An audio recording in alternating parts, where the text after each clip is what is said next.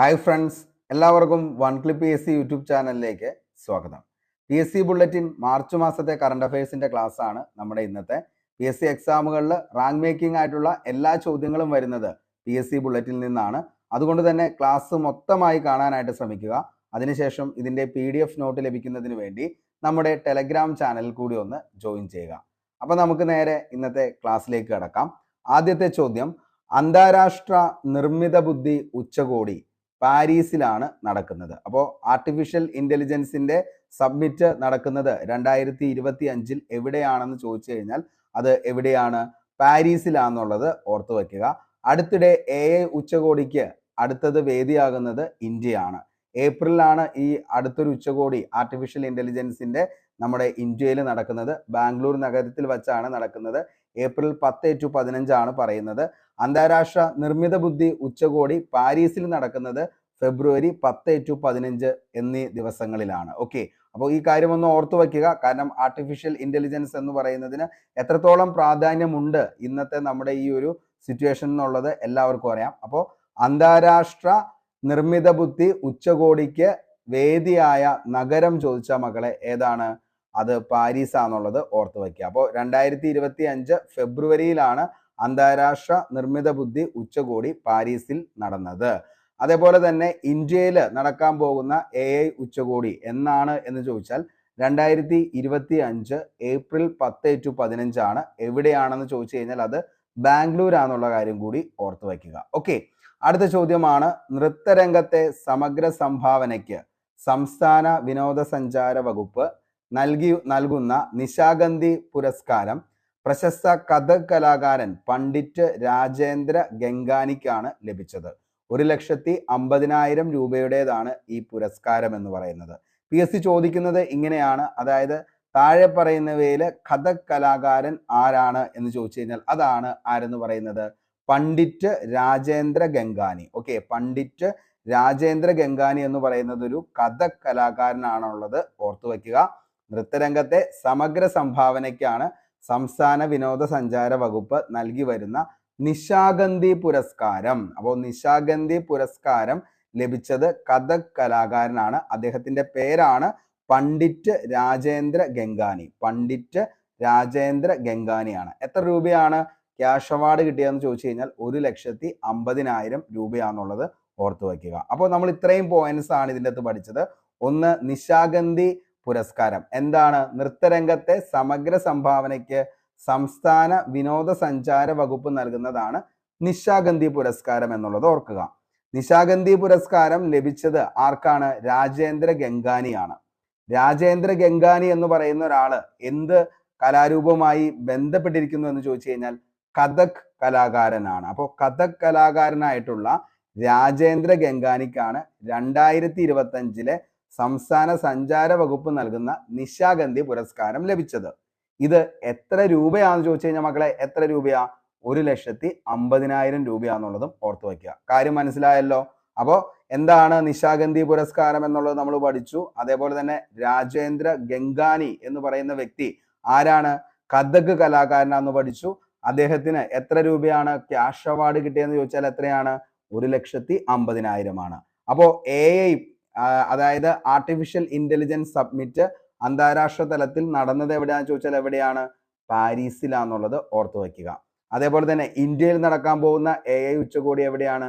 ബാംഗ്ലൂരാന്നുള്ളതും ഓർത്തു വയ്ക്കുക. April 10 to 15 ഓർത്തു വയ്ക്കുക. അപ്പോൾ ഈ രണ്ട് ചോദ്യങ്ങളും വ്യക്തമായി മനസ്സിലായി എന്ന് കരുതുന്നു. അടുത്ത ചോദ്യത്തിലേക്ക് പോവാം.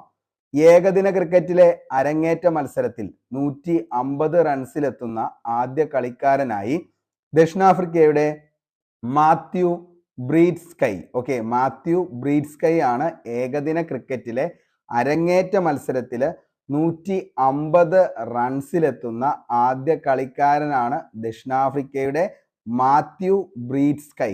മാത്യു ബ്രീഡ്സ്കൈ എന്നുള്ളത് ഓർത്തു വയ്ക്കുക. മാത്യു ബ്രീഡ്സ്കൈ 150 റൺസാണ് ഏകദിന ക്രിക്കറ്റിൽ അരങ്ങേറ്റ മത്സരത്തിൽ തന്നെ. ഓക്കെ, അപ്പോൾ അരങ്ങേറ്റ മത്സരത്തിൽ 150 റൺസ് നേടുന്ന ദക്ഷിണാഫ്രിക്കയുടെ കളിക്കാരനാണ് ആരെന്ന് പറയുന്നത്? മാത്യു ബ്രീഡ്സ്കൈ എന്നുള്ളത് ഓർത്തു വയ്ക്കുക. സ്വാതി അയ്യപ്പ പണിക്കർ സാഹിത്യ പുരസ്കാരം മുൻ ചീഫ് സെക്രട്ടറിയും എഴുത്തുകാരനുമായ കെ ജയകുമാറിനാണ്. അപ്പോൾ സ്വാതി അയ്യപ്പ പണിക്കർ സാഹിത്യ പുരസ്കാരം മുൻ ചീഫ് സെക്രട്ടറിയും എഴുത്തുകാരനുമായ കെ ജയകുമാറിനാണ് ലഭിച്ചത്. വേണമെങ്കിൽ ചോദിക്കാം. ഓക്കെ, അടുത്തത് 2032 ഭൂമിയിൽ പതിക്കാനിടയുള്ള 2024 YR4 ചിഹ്നഗ്രഹത്തെ നിരീക്ഷിക്കാൻ ഐക്യരാഷ്ട്രസഭ. അപ്പോൾ 2032 ഭൂമിയിൽ പതിക്കാനിടയുള്ള ചിഹ്നഗ്രഹം ഏതാണ് എന്ന് ചോദിച്ചാൽ ഏതാണ്? 2024 YR4. ഓക്കെ, YR4 എന്നതാണ് 2024 എവിടെ ഭൂമിയിൽ പതിക്കാനായിട്ട് പോകുന്നത്. 2032 ഭൂമിയിൽ പതിക്കാൻ പോകുന്നു. പതിക്കാനിടയുള്ള 2024 YR4 എന്ന ചിഹ്നഗ്രഹത്തെ നിരീക്ഷിക്കുന്നത് ഐക്യരാഷ്ട്രസഭയാണെന്നുള്ളത് ഓർത്തു വയ്ക്കുക. മധ്യപ്രദേശിലെ രേവയിൽ ഇന്ത്യയിലെ ആദ്യത്തെ വൈറ്റ് ടൈഗർ ബ്രീഡിംഗ് കേന്ദ്രം നിലവിൽ വരുന്നു. അപ്പോൾ വൈറ്റ് ടൈഗർ ബ്രീഡിംഗ് കേന്ദ്രം നിലവിൽ വരുന്നത് ഇന്ത്യയിലെ എവിടെയാന്ന് ചോദിച്ചാൽ എവിടെയാ? മധ്യപ്രദേശിലെ രേവ എന്ന് പറയുന്ന സ്ഥലത്താണ് എന്ത് വൈറ്റ് ടൈഗർ ബ്രീഡിംഗ് കേന്ദ്രം നിലവിൽ വരുന്നത്. അപ്പോൾ ഇന്ത്യയിലെ ആദ്യത്തെ വൈറ്റ് ടൈഗർ ബ്രീഡിംഗ് കേന്ദ്രം നിലവിൽ വരുന്നത് മധ്യപ്രദേശിലെ രേവയിലാണെന്നുള്ളത് ഓർത്തു വയ്ക്കുക. അടുത്തത് കരസേനയുടെ കിഴക്കൻ മേഖല ആസ്ഥാനത്തിന്റെ പേരാണ് വിജയ് ദുർഗ്. അപ്പോൾ കരസേനയുടെ കിഴക്കൻ മേഖല ആസ്ഥാനത്തിന്റെ പേരാണ് വിജയ് ദുർഗ് എന്നാക്കി മാറ്റി. നിലവിൽ ഇതിന്റെ പേരെന്താണെന്ന് ചോദിച്ചാൽ ഫോർട്ട് വില്യം എന്നതായിരുന്നു പഴയ പേര്. അതിൽ നിന്നും ഏത് പേരിലേക്ക് മാറി? വിജയ് ദുർഗ് എന്ന പേരിലേക്കാണ് നിലവിൽ കരസേനയുടെ കിഴക്കൻ മേഖലയുടെ ആസ്ഥാനത്തിന്റെ പേര് വിജയ് ദുർഗ് ആക്കി. പണ്ട് ആ ഒരു സ്ഥലം അറിയപ്പെട്ടിരുന്നത് ഏത് പേരിലാണ്? ഫോർട്ട് വില്യം എന്ന പേരിലായിരുന്നു.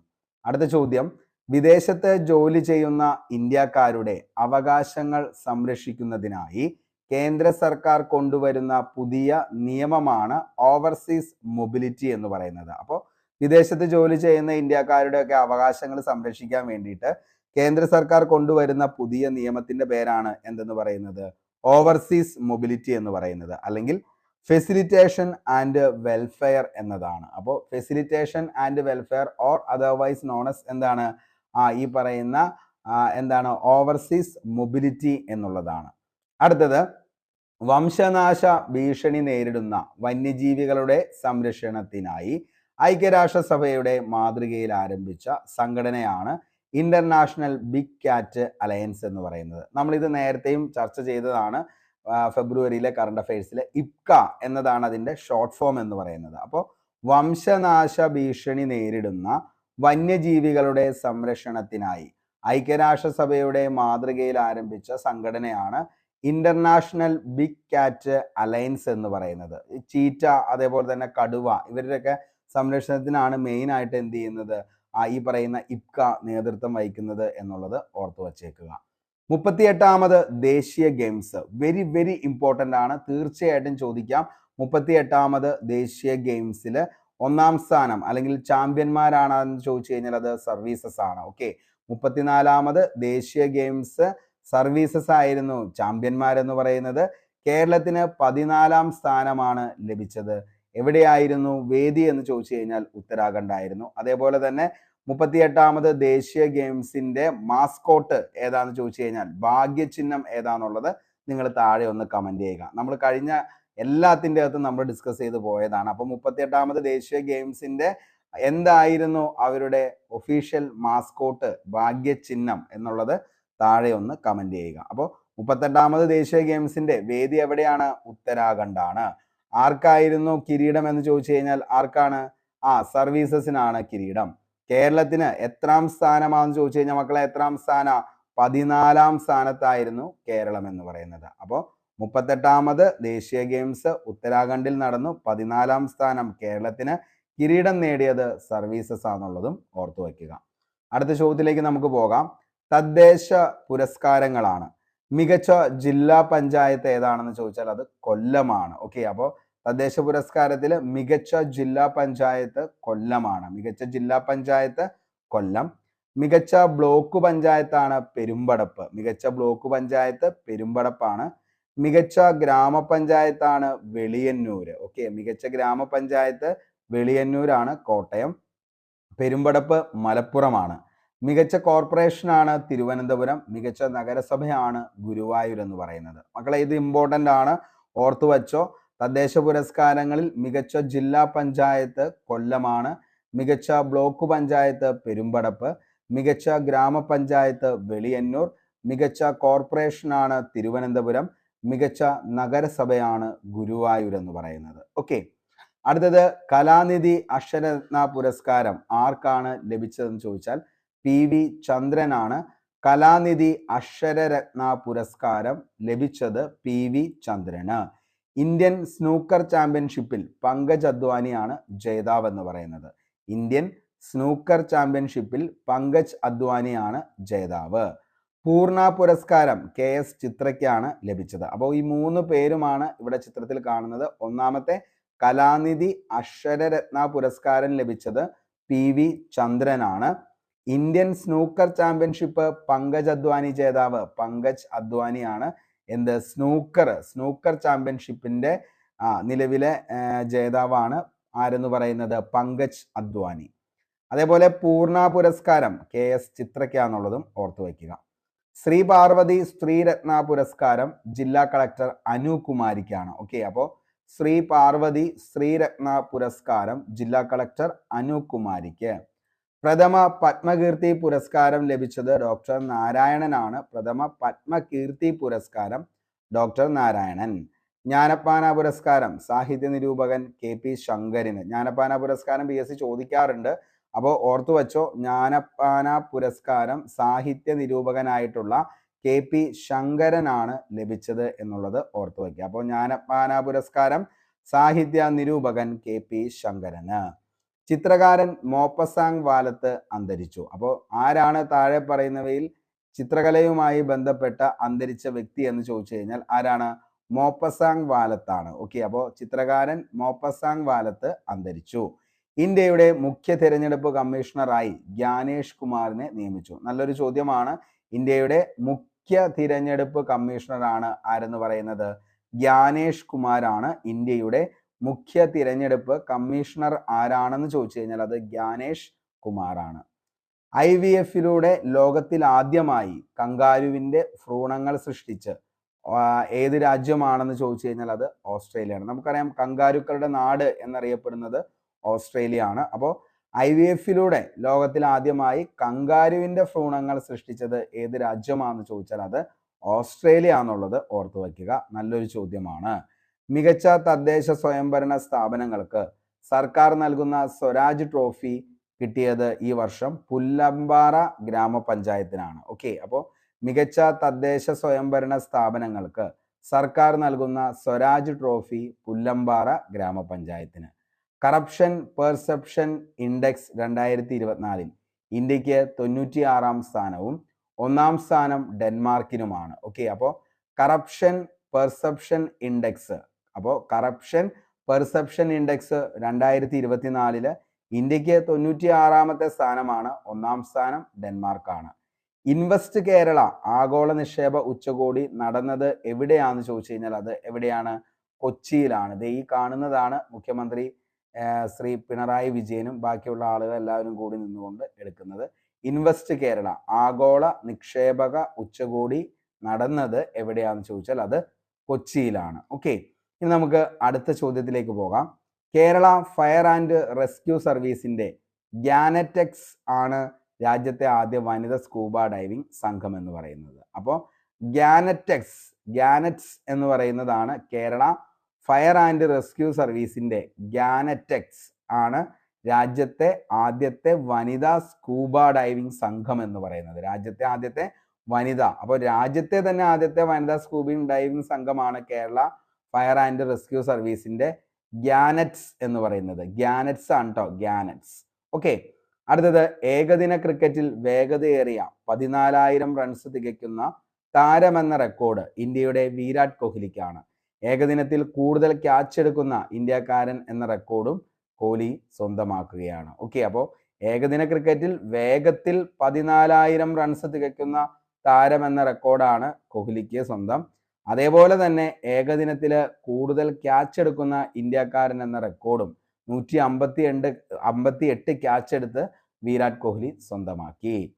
സമുദ്രത്തിന്റെ അടിത്തട്ടിലേക്ക് മനുഷ്യനെ എത്തിക്കുന്നതിനുള്ള ഇന്ത്യയുടെ പദ്ധതിയാണ് സമുദ്രയാൻ എന്ന് പറയുന്നത്. അപ്പോൾ സമുദ്രത്തിന്റെ അടിത്തട്ടിലേക്ക് മനുഷ്യനെ എത്തിക്കുന്നതിനുള്ള ഇന്ത്യയുടെ പദ്ധതി താഴെ പറയുന്നവയിൽ ഏതാണ് എന്ന് ചോദിച്ചാൽ മക്കളെ ഏതാണ്? സമുദ്രയാൻ ആണെന്നുള്ളത് ഓർത്തു വയ്ക്കുക. എൻ രാമചന്ദ്രൻ പുരസ്കാരം ആർക്കാണ് ഈ വർഷം ലഭിച്ചത്? ഷബാന ആസ്മിക്കാണ്. അപ്പോൾ എൻ രാമചന്ദ്രൻ പുരസ്കാരം ലഭിച്ചത് 2025 ഷബാന ആസ്മിക്ക്. അടുത്തത് ബാർട്ട് ഡേ വേവർ ബെൽജിയം പ്രധാനമന്ത്രിയായി അധികാരമേറ്റു. അപ്പോൾ Bart De waiver, okay, Bart De waiver ആണ് ബെൽജിയത്തിന്റെ പ്രധാനമന്ത്രിയായി അധികാരമേറ്റത്. ബാർട്ട് ഡേ വേവർ ആണ് ബെൽജിയത്തിന്റെ പ്രധാനമന്ത്രിയായി അധികാരമേറ്റത്. രേഖ ഗുപ്ത ഡൽഹിയുടെ 9ാമത്തെ മുഖ്യമന്ത്രിയായി സത്യപ്രതിജ്ഞ ചെയ്തു. വെരി വെരി ഇമ്പോർട്ടൻ്റ് ആണ്, ചോദിക്കാൻ ചാൻസ് ഉണ്ട്. രേഖ ഗുപ്ത ഡൽഹിയുടെ 9ാമത്തെ മുഖ്യമന്ത്രിയായി സത്യപ്രതിജ്ഞ ചെയ്ത് അധികാരമേറ്റു. ഡൽഹിയുടെ 4ാം വനിതാ മുഖ്യമന്ത്രി കൂടിയാണ് ആരെന്ന് പറയുന്നത്? രേഖ ഗുപ്ത. അപ്പോൾ ഓർത്തു വച്ചോ, ഇമ്പോർട്ടൻ്റ് ആണ്. ഡൽഹിയുടെ 9ാമത്തെ മുഖ്യമന്ത്രിയാണ് രേഖ ഗുപ്ത. അതേപോലെ തന്നെ ഡൽഹിയുടെ 4ാമത്തെ വനിതാ മുഖ്യമന്ത്രി എന്നുള്ള ആ ഒരു എന്താണ് പദവി കൂടി ആരിൽ നിക്ഷിപ്തമാണ്? ഈ പറയുന്ന രേഖ ഗുപ്തയിൽ നിക്ഷിപ്തമാണ്. ഓക്കെ, അപ്പോൾ 2 പോയിന്റ് ആണ് പഠിക്കാനുള്ളത്. ഡൽഹിയുടെ ഇപ്പോഴത്തെ മുഖ്യമന്ത്രിയാണ് ആരെന്ന് പറയുന്നത്? രേഖ ഗുപ്ത. 9ാമത്തെ വ്യക്തിയാണ്. അതേപോലെ തന്നെ 4ാമത്തെ വനിതാ മുഖ്യമന്ത്രിയാണ് ആരെന്ന് പറയുന്നത്? രേഖ ഗുപ്ത. അപ്പോൾ ഇത്രയാണ് ഇതിൻ്റെ അകത്ത് വരാനുള്ള കറണ്ട് അഫയേഴ്സ് എന്ന് പറയുന്നത്. അപ്പോൾ നമ്മൾ പറഞ്ഞു ആർട്ടിഫിഷ്യൽ ഇന്റലിജൻസ് AI 2025 നടക്കുന്നത് എവിടെയാണെന്ന് ചോദിച്ചു കഴിഞ്ഞാൽ എവിടെയാണ്? പാരീസിലാണ്. ഇന്ത്യയിലാണെങ്കിൽ എവിടെയാണെന്ന് ചോദിച്ചാൽ ബാംഗ്ലൂരാണ്. നൃത്തരംഗത്ത് നിശാഗന്ധി പുരസ്കാരം ലഭിച്ചത് ആർക്കാണ് എന്ന് ചോദിച്ചു കഴിഞ്ഞാൽ ആർക്കാണ്? കഥക് കലാകാരനായിട്ടുള്ള രാജേന്ദ്ര ഗംഗാനിക്കാണ്. 1,50,000 രൂപയാണ് പുരസ്കാരം എന്ന് പറയുന്നത്. ബ്രീഡ്സ് കെ എന്ന് പറയുന്നതാണ് 150 റൺസ് എടുത്ത ദക്ഷിണാഫ്രിക്കൻ കളിക്കാരൻ ഏകദിനത്തിൽ. സാഹിത്യ പുരസ്കാരമായിട്ടുള്ള സ്വാതി അയ്യപ്പ പണിക്കർ പുരസ്കാരം മുൻ ചീഫ് സെക്രട്ടറി കെ ജയകുമാറിന്. 2032 ഭൂമിയിൽ പതിക്കാനുള്ള 2024 YR4 ചിഹ്നഗ്രഹത്തെ നിരീക്ഷിക്കാൻ ഐക്യരാഷ്ട്രസഭ. മധ്യപ്രദേശിലെ രേവയിൽ ഇന്ത്യയിലെ ആദ്യത്തെ വൈറ്റ് ടൈഗർ ബ്രീഡിംഗ് കേന്ദ്രമാണ് നിലവിൽ വന്നത്. കരസേനയുടെ കിഴക്കൻ മേഖല ആസ്ഥാനത്തിന്റെ പേരാണ് വിജയ് ദുർഗ്. അത് പണ്ട് കാലത്ത് അറിയപ്പെട്ടത് ഫോർട്ട് വില്യം എന്ന പേരിലാണ്. വിദേശത്ത് ജോലി ചെയ്യുന്ന ഇന്ത്യക്കാരുടെ അവകാശങ്ങൾ സംരക്ഷിക്കുന്നതിനായി കേന്ദ്ര സർക്കാർ കൊണ്ടുവന്ന പുതിയ നിയമമാണ് ഓവർസീസ് മൊബിലിറ്റി എന്ന് പറയുന്നത്. 34ാമത് ദേശീയ ഗെയിംസ് സർവീസാണ് ചാമ്പ്യന്മാരെന്ന് പറയുന്നത്. അതേപോലെ തന്നെ നമ്മൾ പറഞ്ഞു തദ്ദേശ പുരസ്കാരത്തിൽ മികച്ച ജില്ലാ പഞ്ചായത്ത് കൊല്ലം, മികച്ച ബ്ലോക്ക് പഞ്ചായത്ത് പെരുമ്പടപ്പ്, മികച്ച ഗ്രാമപഞ്ചായത്ത് വെളിയന്നൂർ, മികച്ച കോർപ്പറേഷനാണ് തിരുവനന്തപുരം, മികച്ച നഗരസഭ ഗുരുവായൂരാണ്. മികച്ച നഗരസഭ ഗുരുവായൂർ. അപ്പോൾ ഇത്രയും ഇമ്പോർട്ടൻ്റ് ആണ്, ഓർത്തു വച്ചോട്ടോ. മികച്ച ജില്ലാ പഞ്ചായത്ത് കൊല്ലം, ബ്ലോക്ക് പഞ്ചായത്ത് പെരുമ്പടപ്പ്, ഗ്രാമപഞ്ചായത്ത് വെളിയന്നൂർ, മികച്ച കോർപ്പറേഷൻ തിരുവനന്തപുരം, മികച്ച നഗരസഭ ഗുരുവായൂർ. ഓക്കെ, ഇനി കലാനിധി അക്ഷരരത്ന പുരസ്കാരം PV ചന്ദ്രനാണ്.